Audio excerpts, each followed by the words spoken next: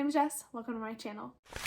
I am a self-proclaimed lover of romance books, so I figured it was time for me to make an ultimate guide to some of my favorite romance genres. Up first is YA romance. This is a great place to start if you're fairly new to the genre. All the books on this list are YA contemporary romances, meaning that these are books set in our world, featuring high school / college age characters, and without explicit depictions of sex. So let's just get into it. The first book on this list is If I'm Being Honest by Emily Wibberley and Austen Sigmund Broca. So this book follows Queen Bee Cameron, who kind of has a reputation for being a but in order to win over her crush, she decides that she needs to kind of remake herself and become a nicer version of herself. So she goes around trying to right all of her past wrongs and ends up trying to help a boy named Brendan. Brendan is not receptive to her plan at first, but Cameron eventually wins him over and they become friends and maybe a little bit more. I absolutely loved this book and I was not expecting to, but it was so good. It was so well written and easy to read. The characters were so cute and I really enjoyed watching them grow throughout the novel, both individually and together. Overall, this is just a fun and heartwarming read and definitely a good example of what this genre is all about. Next, I have to bring up To All the Boys I Loved Before by Queen Jenny Han. Jenny Han is definitely quintessential to this genre. She writes some of the best YA contemporary romances, and this book is no different. It follows Laura Jean, who's kind of a hopeless romantic. Whenever she has a crush on a boy, she writes him a letter, but never sends it. Instead, she puts it in a hat box under her bed, and then moves on with her life. Until one day, she comes home to find all of these letters are gone, and they start ending up in the hands of the boys that she wrote them to. And she's like, oh my god.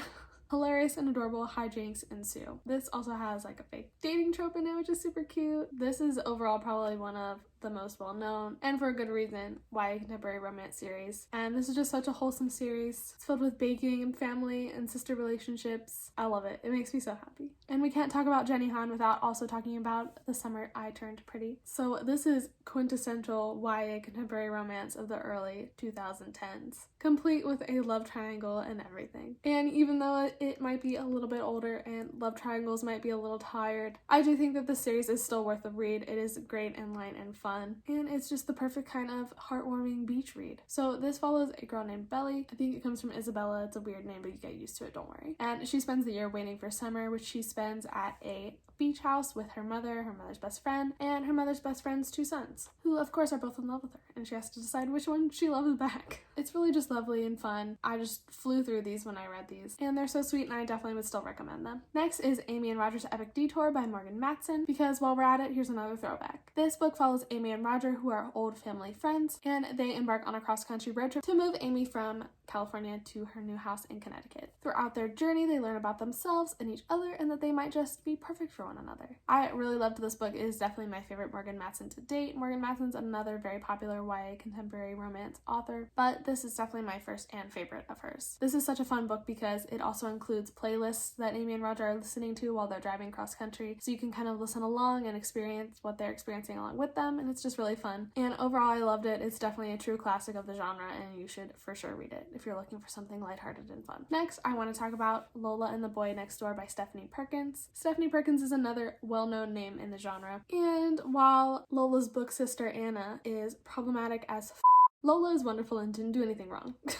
So this is definitely my favorite from Stephanie Perkins. Probably the only one from Stephanie Perkins that I would recommend if we're being completely honest. But anyway, this book follows Lola, who is spunky and fun, and she kind of has her life figured out until Cricket and Calliope, her childhood best friends, move back in next door, and Lola kind of has to reconcile her feelings that she's always had for Cricket, the quintessential boy next door. Now, I have such good memories of this book because Cricket is like the best love interest in any YA contemporary romance ever. He is so sweet and so perfect and so just great. I love him so much. To this day, I like think about things that he said in this book and just plan, like, he's great. And now just talking about this book is making me want to reread it, so you should definitely read it too. And number 6 is Simon versus the Homo Sapiens Agenda by Becky Albertalli. Still to this day, this is the only Becky Albertalli that I have ever enjoyed, but again, this one is such a gem, so I don't know where she went wrong, but anyway, this book follows Simon, who is a not yet out of the closet kid, and he starts exchanging anonymous emails with this other kid in his class who goes by the screen name Blue. He doesn't really know who he is, but they start forming a friendship. But then these emails fall into the wrong hands, and in order to protect his own identity and the identity of the boy he is falling for, Simon has to comply with this guy who's trying to blackmail him. So this book is sweet and dramatic and full of fun antics, but it is also so heartwarming, such a cute, fun, fast-paced read. This is definitely one that you can just sit down and read in a day because it is so short and snappy and cute and fun. And I really appreciate this male-male romance because the main conflict is not the family disapproving of the relationship. It is something external, which I think is good. I think it's really good to see depictions of accepting families in queer YA books. So I love this book. It really means a lot to me,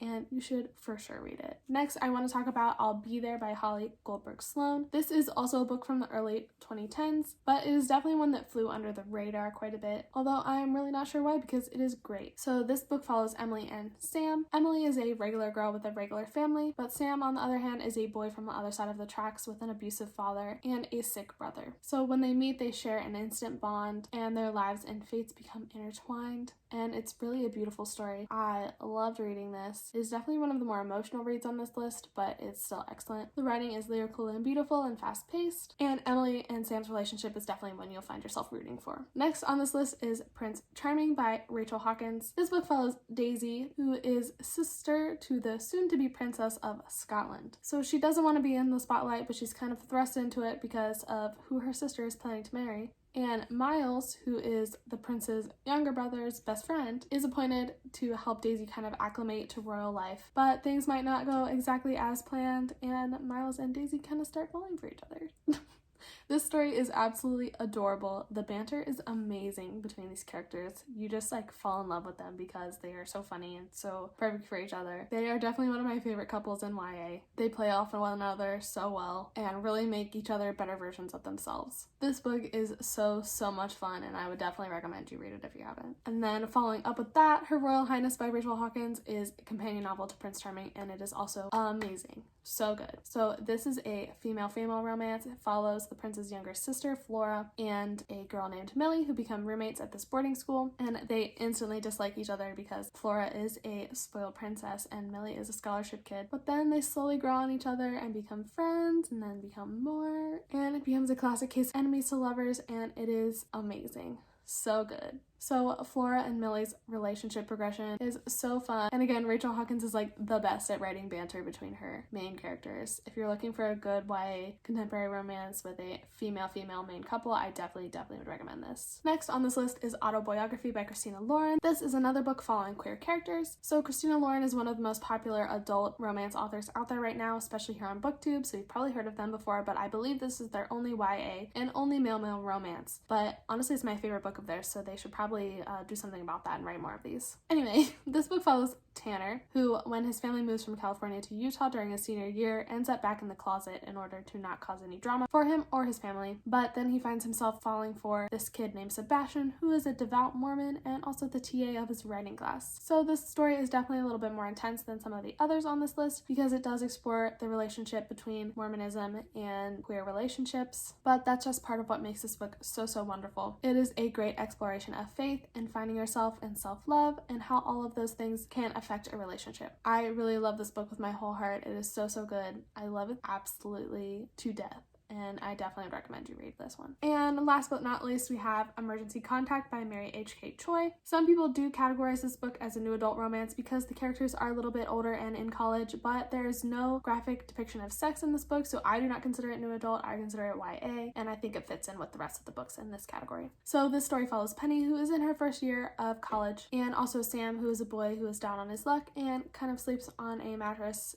in the attic of the coffee shop that he works at. But these two cross paths and instantly feel somewhat of a connection, so they exchange phone numbers and begin a relationship via text messages. This is a very sweet romance, even though it has a bit of a darker tone and deals with some more difficult topics than some of the others on this list. It definitely, at its core, is a very good YA romance. And also, Sam is like my quintessential book boyfriend. He's got like dark hair and is skinny and like skateboards and has tattoos. So what's there to complain about? Nothing from me. You've got nothing from me.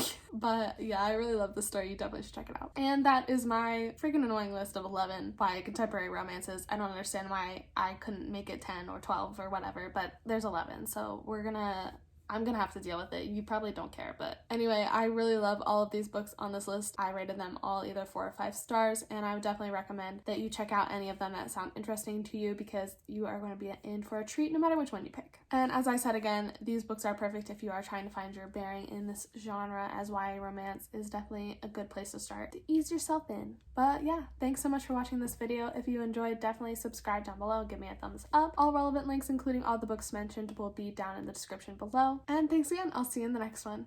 Bye.